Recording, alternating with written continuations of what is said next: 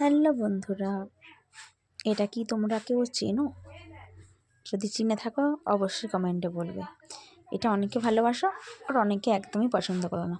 চলো এই রেসিপিটা তোমাদের সাথে শেয়ার করব।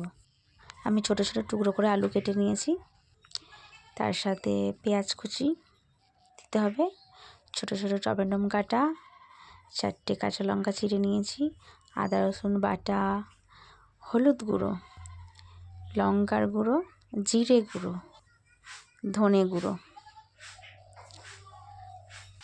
এবারে কড়া গরম হয়ে গেছে, এবার দিয়ে দিলাম রিফাইন অয়েল। আমরা রিফাইন তেলই ব্যবহার করি, সাদা তেল। তো তেলটা গরম হয়ে গেলে দিয়ে দেবো এবার এটা এটা কি তোমরা কমেন্টে তো বললে না। তো এবার তেলে দিয়ে দিলাম, ভালো করে এটা ভেজে নেব। এটার নাম হলো গুগলি, অনেকে গুগলিও বলে। তো ভালো করে এগুলো লাল লাল করে ভেজে নেব।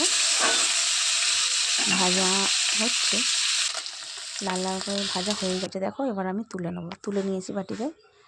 এবার কড়াতে তেল দিয়ে দিয়েছি, তেলের সাথে দিয়ে দিলাম 5 ফোড়ন। 5 ফোড়নটা লাল লাল হয়ে যেতে এবার দিয়ে দেবো পেঁয়াজটা ভালো করে লাল লাল করে ভেজে নেব। পেঁয়াজটা লাল লাল করে ভাজছি, দেখো তোমরা বন্ধুরা। পেঁয়াজটা হালকা লাল লাল করে ভাজা হয়েছে বা ভাজা হয়ে গেছে। এর মধ্যে আমি দিয়ে দেবো আলু, ছোটো ছোটো করে আলু কাটাতে দিয়ে দিলাম আলুগুলো। এবার আলুগুলো লাল লাল করে ভেজে নেব। তোমরা ভিডিওটা দেখতে থাকো। আর আলুগুলো ভাজছি, ভালো করে লাল লাল করে ভেজে নিতে হবে। এর মধ্যে আমি দিয়ে দেবো কাঁচা লঙ্কা দিয়ে আমি ভালো করে আলুটা এখানে ভাজবো। ভালো করে লাল লাল করে ভেজে নিতে হবে। দিয়ে লাল লাল হয়ে এসছে, এবার দিয়ে দেবো আদা রসুনটা দিয়ে আমি ভালো করে কষিয়ে নেব। তোমরা এই রান্নাটাতে কে কী দাও আরও মনে করে টেস্টি হয় সেটা আমাকে কমেন্টে বলবে। এবার এর মধ্যে দিয়ে দেবো টমেটো। এই টমেটো দিয়েও আমি ভালো করে কষিয়ে নেব। এই রেসিপিতে আমি সবগুলো দিয়ে করি, তোমরা কে কী দাও তা আমাকে অবশ্যই কমেন্টে জানাবে। এবার আমি এর মধ্যে দিয়ে দেবো হলুদ গুঁড়ো, তারপর দিয়ে দেবো লঙ্কার গুঁড়ো। অল্পই ঝাল দিলাম কারণ কাঁচা লঙ্কা দেওয়া আছে। এবার দিয়ে দেবো জিরে গুঁড়ো, তারপর দিয়ে দেবো এবার ধনে গুঁড়ো দিয়ে আমি এটা ভালো করে কষাতে থাকবো। ভালো করে কষিয়ে নিয়েছি, এবার হালকা জল দিয়ে দিয়েছি, দিয়ে আরও ভালো করে কষাবো। তোমরা দেখো বন্ধুরা। তো ভিডিওটা কেমন হচ্ছে সবাই দেখে যদি ভালো লাগে লাইক করবে।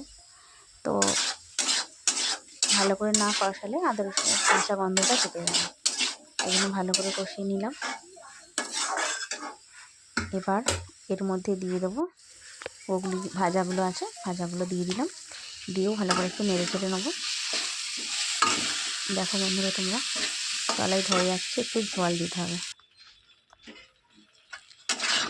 হালকা। আমি অল্প একটু জল দিয়ে দিয়েছি, দিয়ে কষে নিয়েছি কারণ তলায় ধরে যাচ্ছে। তো এবার একটু জল দেবো যাতে আলুগুলো পুরো সিদ্ধ হয়ে যায়। খুব বেশি নয়, হালকা করে দিয়ে দেবো যাতে আলুগুলো ভালো করে সিদ্ধ হয়ে যায়। আমি জল দিয়ে দিয়েছি, এবার একটু ঢাকা দিয়ে দেবো। এ দেখো আর ঝোলটা ফুটে গেছে। আমি লবণটা প্রথমে দিতে ভুলে গেছিলাম, লবণটা এখন দিয়ে দিলাম। দিয়ে আমি চাপা দিয়ে দেবো। ঝোল ফুটে গেছে, আলুগুলো সিদ্ধ হচ্ছে। দেখো বন্ধুরা তোমরা, এবার আমি দিয়ে দিলাম ধনেপাতা কুচি, ছড়িয়ে দিলাম। আলুটা সিদ্ধ হয়েই গেছে কাছাকাছি, এই যে সিদ্ধ হয়ে গেছে। তরকারিটা মাখা মাখা করে নাবিয়ে নিলাম। দেখতেই পাচ্ছ বন্ধুরা তরকারিটা হয়ে গেছে। তো কেমন দেখতে লাগছে তোমরা অবশ্যই একটা করে কমেন্ট করো, ঠিক আছে? আমি চাই তো কষ্ট করে ভিডিওটা বানাই, তোমরা যদি না একটা কমেন্ট করো তাহলে আর ভালো লাগে না ভিডিও বানাতে। তো কেমন দেখতে লাগছে তো সবাই বলবে কিন্তু।